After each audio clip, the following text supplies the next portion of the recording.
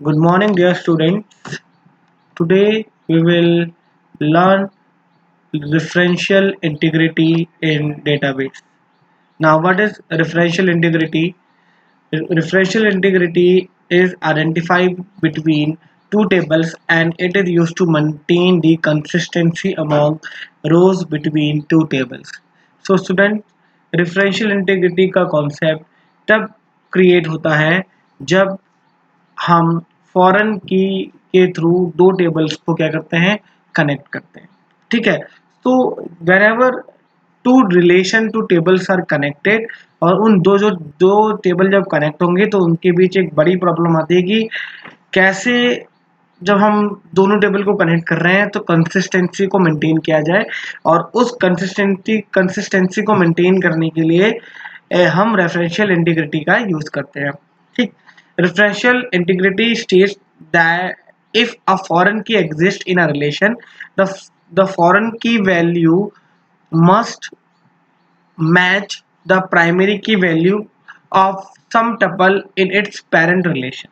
Okay, now student, ये हमारी table है, चाइल्ड टेबल आप यू कैन से, एंड ये हमारी एक पेरेंट टेबल है।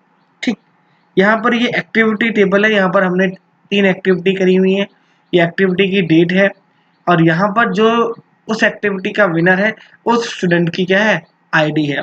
तो यहाँ पर जो एक्टिविटी नेम है ये प्राइमरी की है फॉर दैट टेबल, और ये जो विनर कॉलम है इसमें जो S1 S3 और S4 है ये क्या है, ये जो सेकंड हमारी विनर टेबल है इसमें जो आईडी है ये क्या है, उन्हीं को यहाँ पर रिप्रेजेंट किया गया है। और यहाँ पर जो आईडी है ये क्या है, इस विनर टेबल के लिए प्राइमरी की है। इस एक्टिविटी टेबल में प्राइमरी की कौन है, A1 A2 A3 activity name, और इस वाली टेबल में हमारा प्राइमरी की क्या है, आईडी है S1 S3 एंड S4। और यहाँ पर हम क्या कर रहे हैं, जो एक्टिविटी टेबल में विनर कॉलम में हम क्या कर रहे हैं, जो सेकंड टेबल की प्राइमरी की को यूज कर रहे हैं और इन दोनों टेबल को क्या कर रहे हैं, कनेक्ट कर रहे हैं। ठीक है, तो दिस इज दी फॉरेन की in activity table and this is the primary की, एंड यहाँ पर हम उसको मेंटेन कर रहे हैं।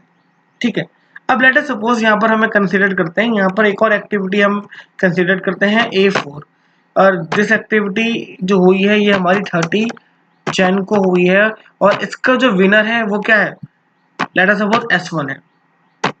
ठीक, नाउ अब यहाँ पर जैसे विनर है तो यहाँ पर क्या होगा, अब जैसे कि यहाँ पर क्या है कि ये जो S1 विनर है, जैसे S1 विनर हुआ तो यहाँ पर उसकी डिटेल आ गई, यहाँ पर S3 विनर है तो यहाँ पर उसकी डिटेल आ गई, अब यहाँ पर S4 विनर है, यहाँ पर उसकी डिटेल आ गई।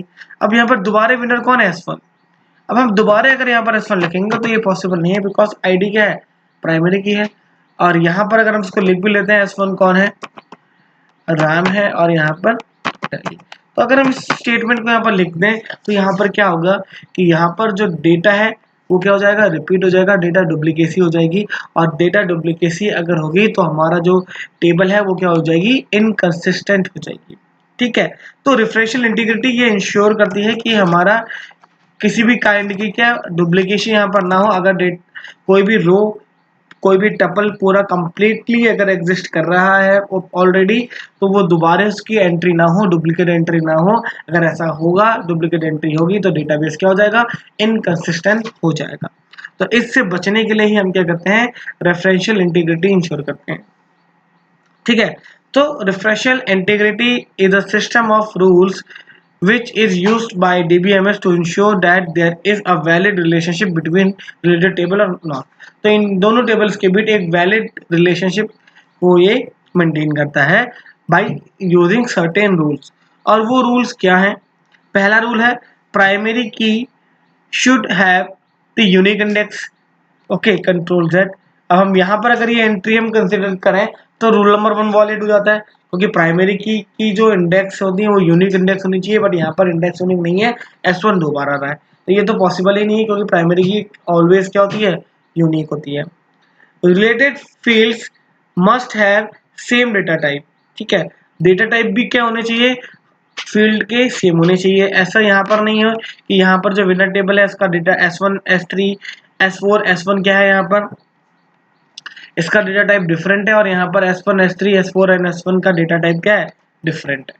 तो डेटा टाइप क्या होने चाहिए यहाँ पर, field, related field, field means column, तो ये वाले कॉलम और ये वाले कॉलम का जो डेटा टाइप होगा it must be same. All table should be of same database. तो ये दोनों जो टेबल होने चाहिए उनका जो डेटाबेस होना चाहिए वो सेम होना चाहिए, ठीक है। वी नो दैट कि जो एक जो डेटाबेस है उसके अंदर मल्टीपल टेबल हो सकती है। जैसे कि हम कंसिडर करें हमारे जो स्कूल है, जो बैनर स्कूल का क्या होगा, एक डेटाबेस होगा, ठीक है। और उस बैनर डेटाबेस के अंदर क्या होंगी, मल्टीपल टेबल होंगे, स्टूडेंट टेबल होंगी, ठीक है, टीचर्स टेबल होंगी, और हो सकता है कि जो क्लास वाइज हर स्टूडेंट की टेबल क्या हो, डिफरेंट हो। So a database contain multiple tables. और ये जो हम अचीव कर रहे हैं फॉरेन की का कॉन्सेप्ट, हम दो टेबल्स को या दो रिलेशन को आपस में कनेक्ट कर रहे हैं, वो दोनों टेबल कहाँ से बिलोंग करने चाहिए, वो सेम डेटाबेस से बिलोंग करने चाहिए, ठीक। So this is all about the referential integrity. The main point is that referential integrity concept कब हमें देखने को मिलता है, जब हम फॉरेन की के थ्रू दो टेबल्स को कनेक्ट करते हैं। तो दो टेबल्स के बीच रिलेशनशिप स्टैब्लिश करने के लिए जो रूल्स हमें रिक्वायरमेंट होते हैं, वही रूल्स क्या होते हैं, रेफरेंशियल इंटीग्रिटी बोले जाते हैं, ठीक है। तो student, that's it for today. Thank you and keep learning.